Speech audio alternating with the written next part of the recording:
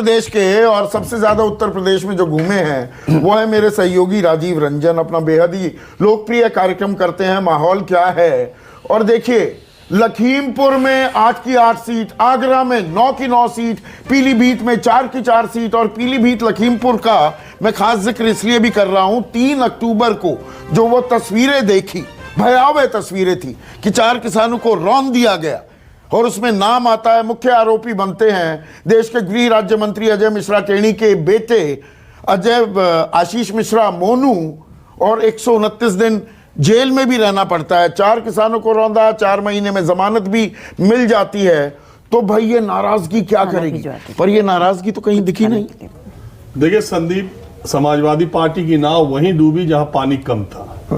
जहां आप पहले फेज में देखिए, अभी तक जो रुझान आ रहे हैं, पहले फेज में 44 सीटों पर भारतीय जनता पार्टी आगे दिखाई दे रही है, जबकि पूरा गठबंधन, समाजवादी पार्टी का गठबंधन का जो चुनाव है वो खड़ा ही हुआ था पहले फेज से, जब ये हुआ कि भारतीय जनता पार्टी जाट और मुसलमान साथ हो जाएंगे, नुकसान हो गया। हाँ। तो भारतीय जनता पार्टी को वही नुकसान नहीं हुआ। पीलीभीत आप देखिए, पीलीभीत की सारी सीटें, लखीमपुर की सारी सीटें, पीलीभीत में सिख मतदाताओं की संख्या बहुत ज्यादा है 2 सीटों पर, लखीमपुर में सारी सीटें जीत जाते हैं।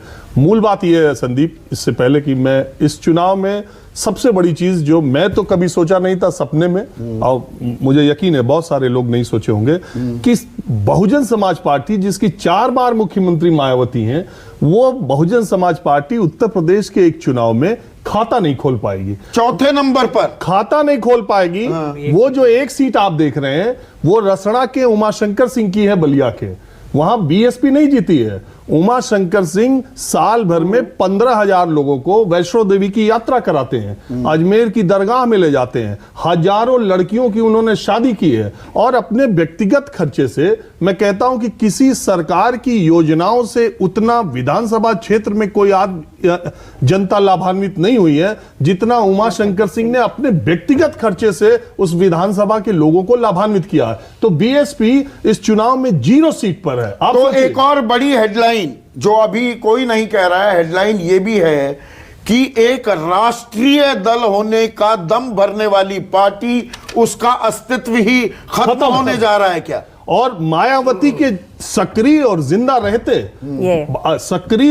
रहते उत्तर प्रदेश में भारतीय बहुजन समाज पार्टी को 1 सीट नहीं मिलेगी, मैं ये कभी सोच नहीं सकता था। उत्तर प्रदेश में ये कोई नहीं सोच सकता। अब आते हैं बाकी 4 सीटों पर। ये जो 2 अन्य आपको दिखाई दे रहे हैं, ये रघुराज प्रताप सिंह हैं, और वो बगल वाली सीट से जो अपने आदमी को लड़ाते हैं, बाबागंज से विनोद सोनकर को, वो ये 2 सीटें रघुराज प्रताप सिंह और विनोद सोनकर की हैं। और कांग्रेस पार्टी के जो 2 आप देख रहे हैं, उसमें एक आराधना मिश्रा है जो प्रमोद तिवारी की बेटी है। वहां कांग्रेस पार्टी नहीं है, वो प्रमोद तिवारी की सीट है जो 10 बार से जीत रहे हैं। तो कोई भी पार्टी तो लड़ी ही नहीं समाजवादी पार्टी और भाजपा के सामने। दूसरी बात, जो हम जमीन पर घूम करके ये देखते थे, हमें लगता था कि भारतीय जनता पार्टी 235-40 के आसपास होगी, और मुकाबला कड़ा है, पर एज थी कि निकल जाएंगे। मुझे लगता था कि भारतीय जनता पार्टी अकेले दम पे 200, 205, 195, 210 के पास रहेगी। ये मैंने एग्जिट पोल के दिन भी बोला था, लेकिन मुझे ये कतई अंदाजा नहीं था कि बीएसपी का ये हाल होगा। कांग्रेस के बारे में बीएसपी का कमजोर होना, शीतल, क्या सीधे सीधे बीजेपी के फायदे में तब्दील हुआ? बिल्कुल ही नहीं, बीएसपी और कांग्रेस दोनों का कमजोर होना भाजपा के खाते में जुड़ा। बीएसपी की पहली रैली आगरा में हुई, मायावती जी ने की, 80-90 हजार आदमी थे वहां, और बहुत सारे लोगों ने कहा कि यहाँ जो लड़ाई है मथुरा में भी और आगरा में भी बीएसपी की है। हम लोग गए थे साथ साथ, लेकिन वहां 1 सीट नहीं मिली। तो ये पार्टी डेसिमेट हुई, 22% से 12% पे आ गई है, 10% वोट हो सकता है। अभी आखिरी आंकड़ा नहीं पता, हाँ, कि ये दहाई का आंकड़ा भी ना छुए इनका वोट शेयर। हाँ, अब वो आ जाए डिटेल्स तो पता चले। लेकिन हाँ, कांग्रेस 7% भी नहीं, 3% पे आ गई। ये सारा वोट शिफ्ट हुआ, चूंकि हम में से जो भी फील्ड में जा रहा था, सपा और ये चूंकि आमने सामने का चुनाव था, तो इन्हीं दोनों को देख रहा था। लेकिन इनको मानता था कि बीएसपी 17-18% वोट तो आएगा ही, 4-5% घट जाएगा।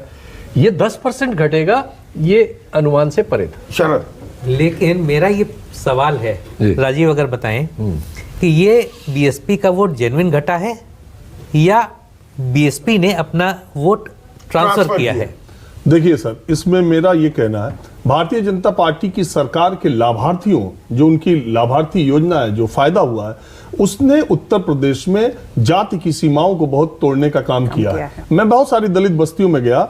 ये ठीक था कि उनका एक अटैचमेंट मायावती से था, लेकिन वहां ऐसे लोग भी कहने वाले थे कि इस सरकार में भी हमें बहुत कुछ मिला है और इस सरकार ने कोई ज्यादती, इस सरकार में किसी के साथ अन्याय, या इस सरकार में होता क्या था, पहले मायावती की सरकार में दलित एक्ट, जो एक्ट लगता था, उससे बहुत सारे लोगों को प्रॉब्लम थी। समाजवादी पार्टी की सरकार में कुछ दूसरा ही मसला हुआ करता था। ये 5 साल जो दलित बस्तियों में लोगों ने एक्सपीरियंस किया, और मुझे ये लगता है कि मायावती का पूरा वोट झाड़ू लगा करके भारतीय जनता पार्टी ले गई। तो ये मायावती का बहुत कमजोर लड़ना और भारतीय जनता पार्टी का उसके वोट को अपने हिस्से में शामिल कर लेना, अब मेरे हिसाब से अप्रत्याशित तौर से 30-35 सीटें भारतीय जनता पार्टी को ज्यादा ले जाता है। और इसमें एक मिनट में पश्चिम उत्तर प्रदेश की जो बात कर रहे थे, मैं थोड़ा उसको कंटिन्यू करना चाहूंगा, क्योंकि आरएलडी के प्रवक्ता इंद्रजीत सिंह भी हमारे साथ जुड़ गए हैं। इंद्रजीत सिंह, जो पश्चिमी उत्तर प्रदेश में जी गठबंधन ऐसा बनाया और भाईचारे की बात की ताल ठोकी कि सामाजिक खाई को दूर करेंगे, मुसलमान जाट साथ आ जाएंगे और बल्ले बल्ले हो जाएगी, पर यह पश्चिमी उत्तर प्रदेश ही सबसे कमजोर कड़ी निकलता दिख रहा है इस चुनाव में समाजवादी पार्टी गठबंधन के लिए। ऐसा क्यों हुआ? देखिए, सबको राम राम, पैनल पर बैठे हुए सभी मेरे भाइयों को, और मैं जो समझ पा रहा हूँ और जो मैं पूरे यूपी में अलग अलग क्षेत्रों में गया भी हूँ, पश्चिम में तो कर रहा ही हूँ, चौधरी अजीत सिंह जी का अचानक से हमारे बीच में से चले जाना, लेकिन जिस तरीके से जब श्रद्धांजलि सभाएं चौधरी अजीत सिंह जी की करी गई, जिस माहौल में लोगों ने उनको पगड़ी के लिए, श्रद्धांजलि के लिए अपनी ताकत दिखाई कि 4-4 किलोमीटर पैदल चल के सभा में जाना पड़ा, वो चीजें डायवर्ट क्यों नहीं हो पाई, हमारे लिए सोचने हो, विचारने का विषय है। नहीं इंद्रजीत सिंह, मैं थोड़ा आसान कर दूं ताकि आप विचार अपने सफाई से पेश कर सकें। क्या दरअसल दिक्कत वहां हो गई कि आरएलडी समाजवादी का गठबंधन, जहां आरएलडी ने जाट और अपने चेहरे उतारे, वहां पर तो जाटों ने और मुसलमानों ने साथ वोट डाला, जहां समाजवादी पार्टी का उम्मीदवार आ गया वहां जाटों ने बीजेपी को अपना वोट ट्रांसफर कर दिया। क्या सीधे सीधे ये होता दिखा है? नहीं, उसमें कुछ देखा, आपने पैनल पे अभी चर्चा करी है, एनजी का मीटिंगों में उनके बड़े लीडर्स का ये कह देना कि जहां हम हार रहे हो और वहां हम आप जो है बीजेपी को वोट कर दो, ये सबसे बड़ा नुकसानदायक रहा। आपने भी, आपके टीवी पे भी दिखाई गई थी बात और टीवी चैनल्स पे भी दिखाई गई थी। ये सब चीजें जो एक अपने आप को सरेंडर कर देना जो रहा, ये कहीं कोई भी जो चाहे पार्षद का चुनाव हो, एमएलए एमपी का चुनाव हो, ये तो जातियों से नहीं लड़ा जा सकता। तो मतलब क्या नेचुरल अलायंस नहीं था समाजवादी पार्टी और आरएलडी का गठबंधन पश्चिमी उत्तर प्रदेश में, वो रास नहीं आया, और जो नतीजों की उम्मीद समाजवादी पार्टी गठबंधन लगा रही थी उसके विपरीत बीजेपी अपना किला था, 58 में से 53 सीटें जीती थी, उसमें से ज्यादातर सीटें वो बरकरार रख पाई। इस पर